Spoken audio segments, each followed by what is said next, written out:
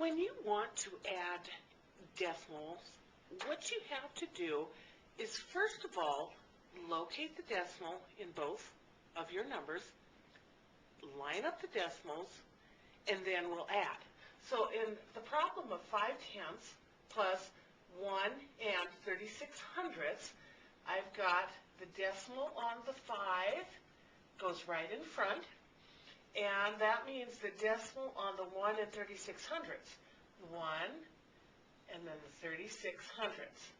Now noticing that I have 2 places on the bottom and only 1 place on the top, I always put in my 0 just to make sure that I have everything lined up properly.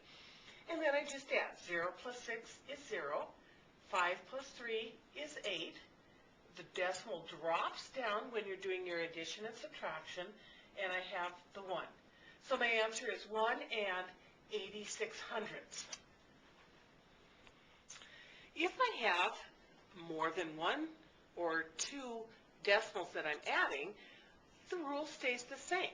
I'm going to locate the decimal on each number. Now notice on the 5 and 2/10, the decimal's visible.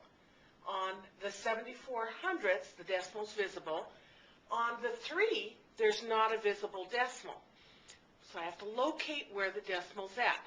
I have 2 choices. I can put it at the beginning or I can put it at the end. Now think of a sentence with a period. Where do you put the period on a sentence? At the end. So where are you going to put the decimal? At the end. So when I line this up, it's going to be 3 with my decimal at the end. The 74/100, again, lining up your decimals gives me that. And then the 5 and 2/10. Okay, now here is when you can really see that you definitely want to add some zeros in. I have 2 places on the 74/100, so I'm going to add 1 0 on to the 2 to make it a 20, and I'm going to add 2 zeros here, which then gives me 2 places, 2 places, 2 places. A lot of people don't like to see that, so it's okay to put a 0 in there also. And now you can see I got 3 numbers, 3 numbers, 3 numbers. When I start adding, I just add. 0 plus 4 plus 0 is 4. 7 plus 2 is 9. The decimal drops straight down, and then 3 plus 5 is 8. So my answer is 8 and 94/100. Now let's think of a story problem. Jack had $7.43 in his pocket.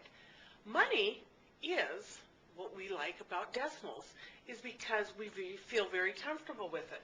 So I'm going to put the $7.43 in the pocket. His sister gave him $4 more. Okay, remember on the 4, it doesn't have a decimal visible, so you're going to put it at the end. So it's 4 and I've got a decimal point. Then he found 55 cents in a phone booth. 55 cents means I have no dollars, and I have 55/100 of a dollar. So when I add these up, because I want to know how much did he have altogether, first thing I'm going to do is add zeros to those 2 columns and a 0 here, just because I feel more comfortable having everything lined up. And this is, again, a nice problem. I don't have to do any carrying. 8 is the 5 plus 3, and 4 plus 5 is your 9. The decimal drops straight down, and then I add my 11, and it's dollars. So it's $11.98.